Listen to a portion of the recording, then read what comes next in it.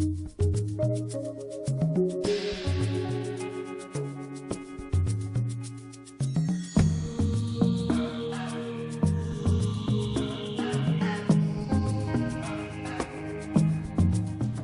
next speaker is Ricardo Acuna.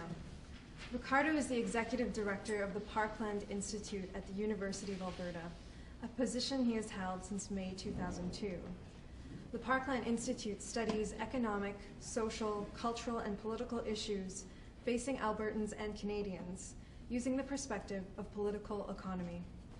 Ricardo has a degree in political science and history from the University of Alberta and over 20 years experience as a volunteer, staffer, and consultant for various non-government and non-profit organizations around the province. You might also recognize him from his regular column on public policy issues in View Weekly. Welcome, Ricardo.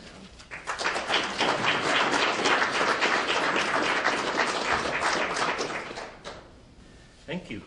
This is great. What a fabulous turnout. I'm really, really happy to be invited here today and really thrilled with the number of you that actually came out to have this conversation. And as the speakers before me have said, it's a critically important conversation. For some time now, our politicians, our leaders, have been trying to focus the conversation around poverty and poverty elimination or poverty reduction, which has its value and it's important, but the conversation they seem to be ignoring is the conversation about income inequality. So they're very focused on what's going on at the bottom and largely ignoring what's going on with the rest of society. And that's a serious, serious problem. There's been a tremendous amount of research to show that inequality has such an impact on society, and Janet talked about some of this. There was a seminal book on the issue a while ago called The Spirit Level by Richard Wilkinson and Kate Pickett. And what they successfully do is they track the correlation between inequality and the impacts that it has on society. And through their book, they show that that correlation runs deep and that inequality impacts everything from life expectancy rates, infant mortality rates, obesity, health and well-being, teenage pregnancy rates, homicide, bullying among children, crime rates, imprisonment rates, recycling levels. Pretty much anything you can imagine is impacted by inequality. The greater inequality is in any given society, the worse those indicators turn out for that society. And what they show is that it's not just about what happens at the bottom. Those indicators are not just worse for the poor in any given society, but for the society as a whole. So even the wealthy in a more unequal society have worse health outcomes than they do in more equal societies. So inequality impacts everybody in society, and it comes down, I mean, that impact on democracy is significant. So it's an important conversation for us to have, and one that for the most part is being ignored in our legislatures, in our House of Commons. And this is not just exclusive to Alberta or Canada, but largely around the world. As Janet said, the situation in terms of inequality is especially concerning in Alberta. We have in this province the fastest growing inequality of any other province in Canada. Our inequality is growing faster than it is even at the national level. And we actually have the worst inequality of anybody in Canada. So it's growing the fastest and it's currently the worst. What I want to talk a little bit about today is why that is in Alberta. Throw some numbers at you, because I think I'm legally mandated at being up here on behalf of the Parkland Institute to throw numbers at you. And then maybe talk about where we should be going in Alberta to kind of find ways to get over this and start turning that on a different track in this province. So I think a good place to start, as with anything in Alberta, to talk about why we have the most unequal distribution in the province, in the country, is with oil and gas, because it's Alberta, and that's a good place to start talking about anything in Alberta. It'll be no surprise to you that our economy and our government revenues are ridiculously dependent, over-dependent, on oil and gas industry in this province. It's the only show in town. 1/3 of our GDP comes directly from oil and gas. 1/3 of government revenues. That number changes on any given year depending what's happening with the price of oil, but on average about 1/3 of our provincial revenues come from oil and gas. 14% of our workforce provincially is directly employed by oil and gas in the province. And when you add to that all of the parts of our economy that are indirectly connected to oil and gas, the service industry, the transportation industry, the construction industry, all of those parts, we're talking heavy, heavy dependence. If you look at the GDP, we're probably pushing 50% of our GDP directly or indirectly related to oil and gas. We're probably looking at close to 1/3 of all employment in the province being directly or indirectly connected to oil and gas. I do this thing when I talk to big groups of people, and I ask, just generally, I'll do that here, how many of you have a close friend or a family member who works directly or indirectly in the oil and gas sector? That'll give you an indication, right, of how dependent we are in this province on that. So the problem with that is two things. The first is because the government has become so dependent on oil and gas instead of taxation for its revenues, it makes us susceptible to the ups and downs of what is one of the most volatile resources, commodities, on the international markets. Right? The price of oil goes up, government gets more money, we have more jobs, people get more working situations, everything happens, right? The price of oil goes down, all of that gets reversed.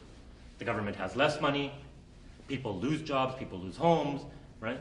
We've seen that in recent years. We saw it as well in the 80s. It's that boom and bust cycle that does a tremendous disservice to this province in terms of inequality. Because what happens in Alberta is when we boom, the people at the top do really, really, really well. The people at the middle do marginally well. They improve a little bit, they don't improve tremendously. The people at the bottom lose. Because when our economy booms, when the price of oil and gas goes way up, what happens to the people at the bottom as a result of that inflation is that all of a sudden they have to pay more for rent. They have to pay more for utilities. They have to pay more for transportation. They have to pay more for food. They can't find places to live because our occupancy rates go through the roof, right? So during boom times, the people at the bottom, at the top do really well, the people at the bottom lose. They do worse because they can't afford to live in an inflated society. When the bubble bursts, the people at the top are protected and they continue to make money. They continue to get wealthier, albeit at smaller rates than during the boom period, but they continue to do better. And we've got reports out from Parkland that show all of this. The people at the bottom are the first ones to lose their jobs when they have them. So they do worse. So what happens is, despite the boom and bust cycle, on both ends of that cycle, the rich get richer and the poor get poorer. And that's what broadens inequality in Alberta. It's one of the things that broadens inequality. Because the top is always increasing, the bottom is always decreasing, and the middle always seems to flatline. So that's the big problem. It's that boom and bust cycle. So that's the top and the bottom. The question is, what happens to the middle in Alberta? And if we take a look at the last boom in the province, I gotta keep track of my time, because once I get talking about this stuff, you can't stop me. What happened during the last boom in Alberta is that the middle class, such as it is, did moderately better over the course of that boom. So their incomes improved a little bit over the course of the last boom. What that statistic doesn't show, and Andrew Coyne wrote a column this past week about the middle class doing fabulously in Canada, right? What those statistics don't show is that the reason the middle class did moderately better in Alberta is not because their salary levels improved. The reason they did better is because all of a sudden the middle class is having to work 2, 3, 4 jobs to make end meets. You compare those stats with the number of hours worked by most workers in Alberta, and you can see the correlation. In order to maintain or improve moderately, Albertans were working harder in more hours, with fewer holidays and less time off than anybody else in the country, and one of the highest rates of working hours without breaks of anybody in the world. That's why the middle class did moderately better. It's not because wealth is trickling to them and they're doing the same thing and doing better, but because they're having to work harder just to make ends meet. And that's important to keep in mind. Some stats about inequality. Let's start on the national level because inequality has gotten worse nationally. In Canada, and these stats are a couple of years old, but in Canada, the top 50% of earners earn 87% of the total national income.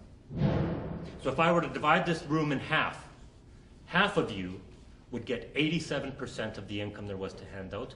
The other 50% of you, the other half of you, would have to make do with 13% of the national income.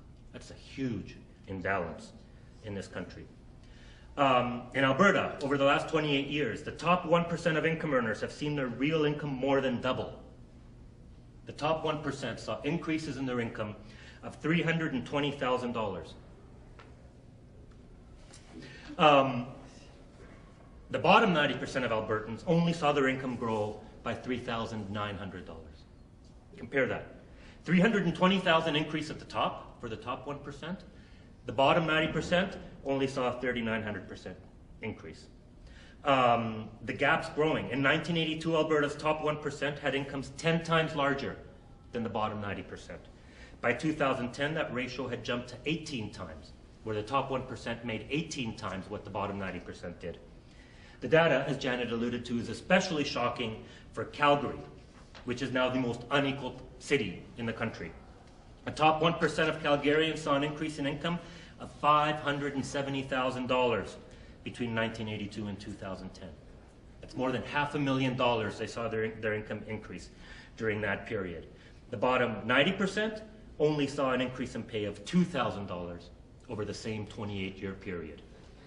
$500,000 versus $2,000. That's how that gap is growing in the province. The top 1% in Calgary currently brings in 26 times what the bottom 90% did. Edmonton's pretty bad too. The top saw an increase of $209,000 while the bottom was only $3,000. Not as bad as Calgary, but still pretty significant. So other jurisdictions around the world deal with this problem and the problems that come from growing inequality.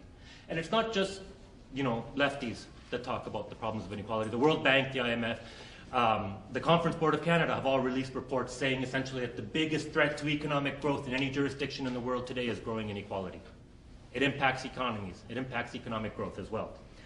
Other jurisdictions deal with inequality in two ways, primarily. The first is income redistribution through fair and progressive taxation. The people at the bottom pay a lower portion of their income in taxes. They get to keep more of their money. People at the top pay a higher portion of their income in taxes, and there's a scale that goes up in between. That's how we fund what we need to do, and it evens out those disparities in income. That's the first way jurisdictions do it. The second way is by well-funded, fully accessible public services. They serve a redistribution function because everybody has access to the services, A, that will keep them alive and secure quality of life, and B, the very services that actually allow for some level of social mobility and income growth. Education, healthcare, social services, those kind of supports and services are things that get funded when taxes are properly funded. Those are the things that reduce inequality. In Alberta today, we've got the opposite thing going on. We've got a flat tax that actually increases the tax burden on the middle class and lessens the tax burden on the rich. So we've got redistribution, but it's going the other way, right? Our tax money is funneling up. At the same time, the government's focus on neoliberal austerity means that in good times and bad, the only thing they're interested in is reducing costs in healthcare and education and social services. So they're cutting those very services that will actually help to lessen inequality. So what happens is, we're not bringing in tax money, we're over-dependent on oil and gas, and we're working ideologically to cut social services. The result is growing inequality, which all of the data tells us puts more strain on social services, puts more strain on healthcare, more strain on education, more strain on everything you can imagine at the same time as we're cutting, which makes the problem far, far worse. I'm going to give you a really brief example from that we've just released recently at the Parkland Institute of what this looks like in terms of numbers. So we all know that the social determinants of health have an impact. We know social determinants have an impact on people's health and well-being, right? The more money you have, the better your economic and social situation, the healthier you're likely to be, right? That's very well established. So if we take a look at how that works out with inequality and what one small step the government could make, one big difference the government could make by making a small change to inequality. In Alberta, if you brought up the health of the lowest quintile of income earners just to the level of the second lowest quintile, so if you improved their income, their well-being, and their health outcomes by one level, it would save the government $1.2 billion in healthcare spending a year. Because the people in the lowest quintile access emergency services more, they require more care, they have more hospital visits, right? Just moving them up, one income level, $1.2 billion. If you moved everybody, except for the top quintile, if you moved everybody in Alberta up one income level, our health expenditures in the province would reduce by as much as $5.7 billion a year. That's significant. Maryland opened by saying that inequality is random. In many ways, it is random. But we can't lose sight of the fact that it's also political and ideological, and it hasn't happened by accident. The government has these statistics. They know how to fix it. Progressive taxation, well-funded public services would have a huge result on our collective well-being, and it would accomplish their goal of saving money, but it's contrary to their ideology of privatizing public services and letting the rich keep as much of their money as possible. So that's the place to start, and that's where I'm going to stop. Thank you.